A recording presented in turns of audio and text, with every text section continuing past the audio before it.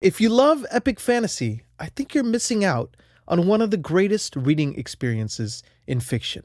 Sure, it doesn't have magic. Sure, it doesn't have dragons.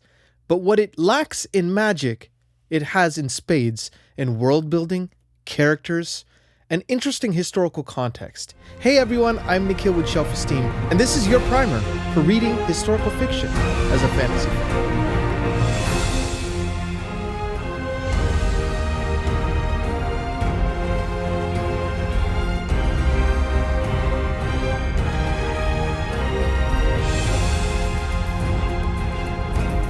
Hey everyone, welcome back to the channel. I'm Nikhil with Shelf-Esteem. I'm a composer, now also a booktuber. You can find my music in book adaptations like The Wheel of Time, His Dark Materials, the official companion album for Brent Week's Lightbringer series, the Idan trilogy main theme for Philip Chase's fantasy novels, and many more.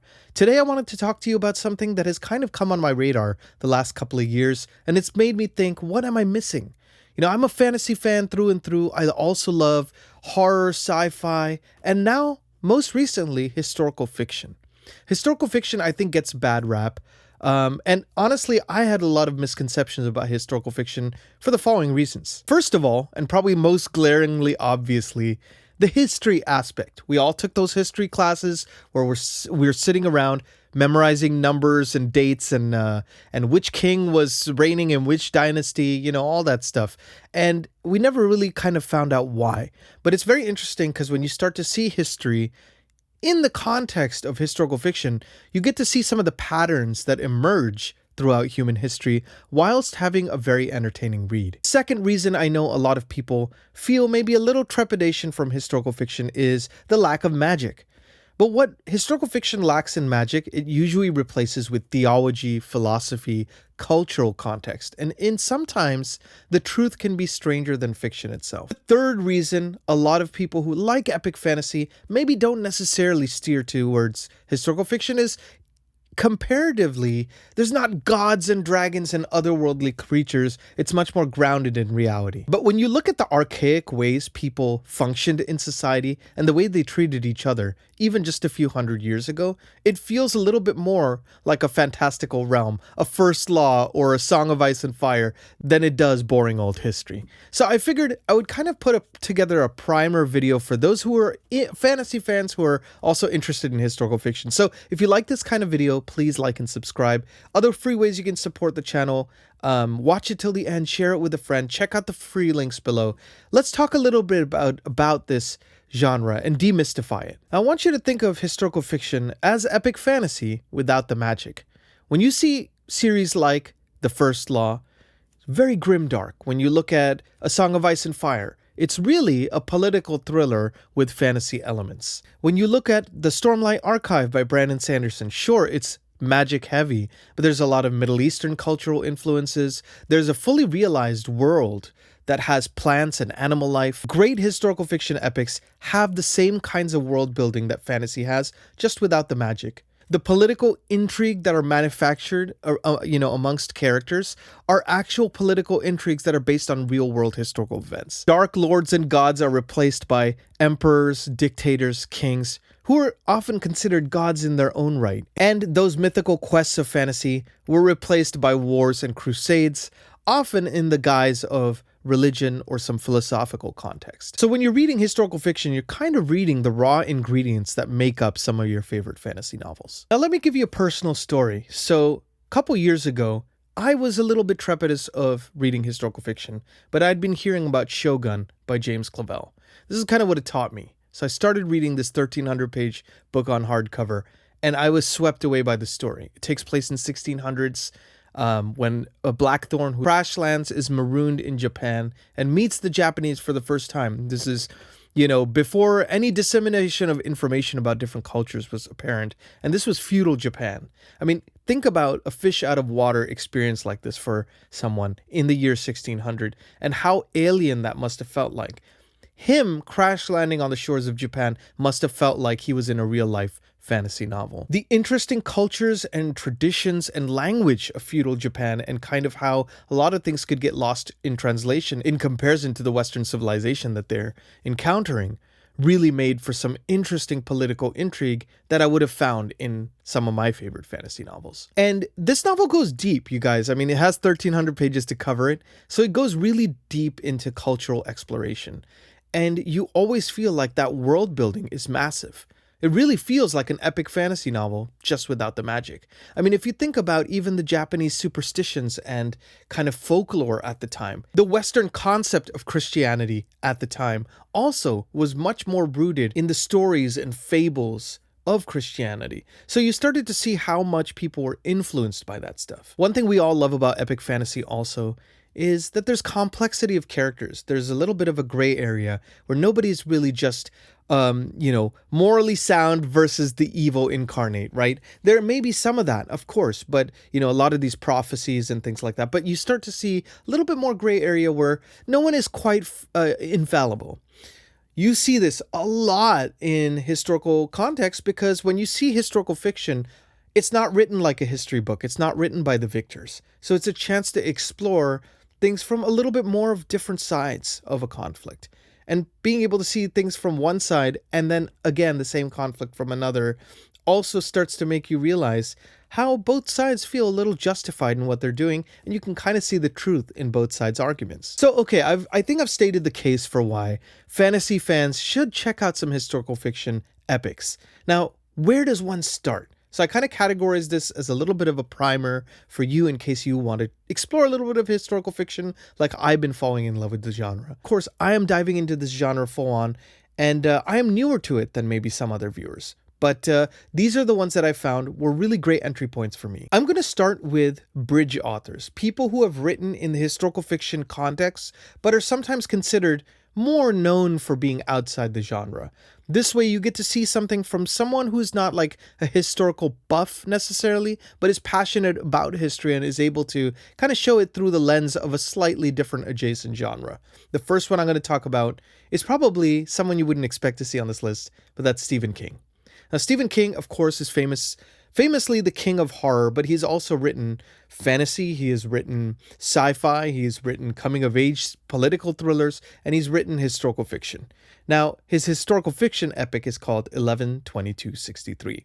This is about a guy who goes back in time to stop the JFK assassination. So, yes, it does have time travel. Yes, it does have romance. Yes, it does have some of these other horror elements that he's known for.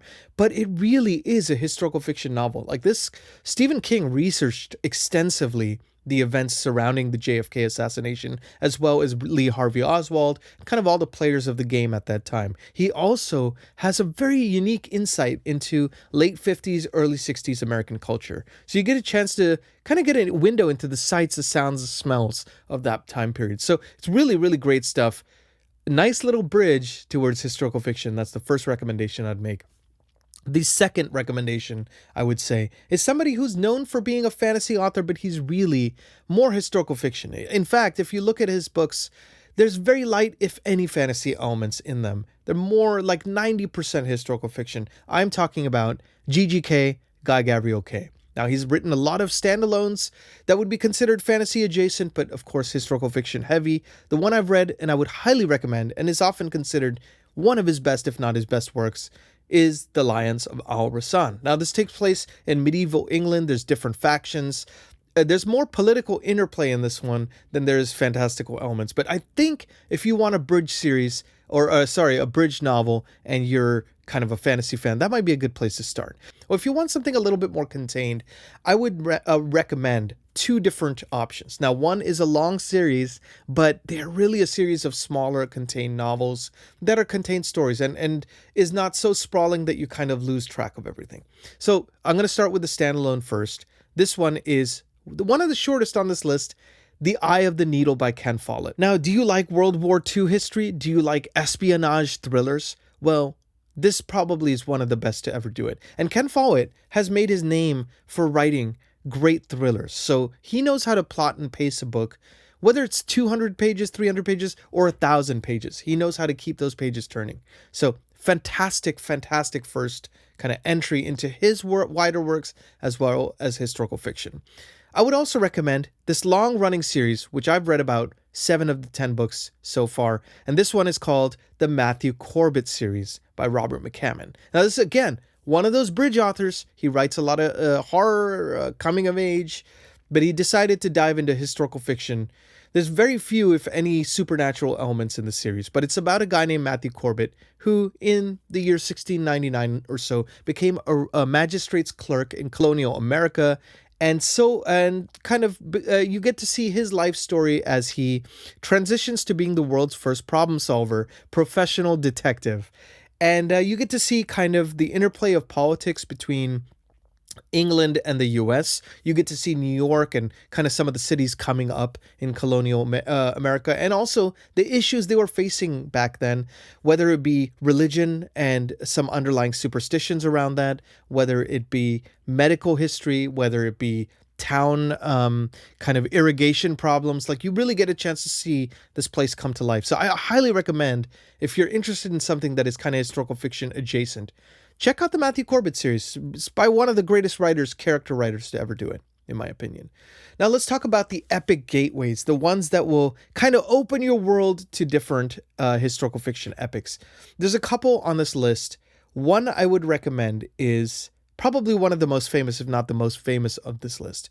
It is another one by Ken Follett. This one is a 1,000-page chunker. It is called Pillars of the Earth. Now, this is like the second best-selling book of the 20th century. I mean, that's how good this sold. And it's about a guy who builds a church in 1200s medieval England. So it doesn't sound that interesting on the outset, but I will say that the character development and the interplay between the church, the monarchy, the villagers, and kind of everybody at that time, you get to see a lot about how the function of church and monarchy, how they worked hand in hand and sometimes fought against each other, and how the church kind of represents this like nexus of creativity at that time. Fantastic, sprawling, epic novel. But again, it reads fast because Ken Follett is one of the masters to do that.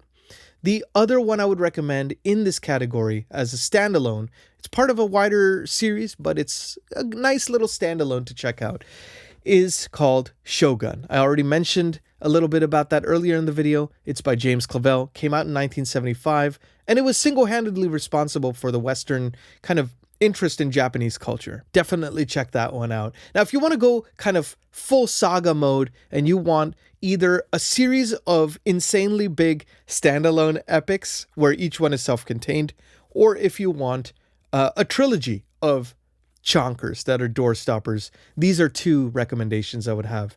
One is again by Ken Follett. I put Ken Follett quite heavily because, again, he's one of the best to do it. And this gives you a little bit of an insight into different kind of time periods and different kinds of things. This one is called The Century Trilogy. This is about 5 families across 100 years of world history, their various descendants. And the first book kind of covers World War I, the women's suffrage movement, and Russian Revolution. Second book is about World War. The third book is Cold War till present day. So you get to see this intermingling of family dynamics across these 100 years of world history. You learn a lot of history because it's meticulously researched. So even if you're seeing characters that are fictionalized, that are interacting with some of these world leaders and things like that, they're always based on something that the world leaders would have done in real life, based on their habits and kind of the way they worked. So it really does feel like you're kind of in the bird's eye view of like, what would it feel like being there? Fantastic series. The other one I would recommend that I highly have been enjoying as I make my way through is the author James Michener. Now, why did I put an author here? Well, he writes a series of standalones. Each one is based about a different geographical location. So if you want to learn about its forming and then all the way to present day, this is the guy to read. So he has one called Alaska, one called Texas, one called Hawaii, one called South Pacific, one called The Source, which is about Jerusalem. So you get to see these different time periods of history. But I'll give you an example of Alaska. So you see a POV of a woolly mammoth defending its young from this mysterious species in the distance it's never seen before. Suddenly, it switches to the POV of those humans 20,000 years ago. And you get a chance to see insights into them and their family life, their culture, their social structure. The other one in the easy entry point I would recommend is an author named Erik Larson. Now, Erik Larson has written about a lot of different topics.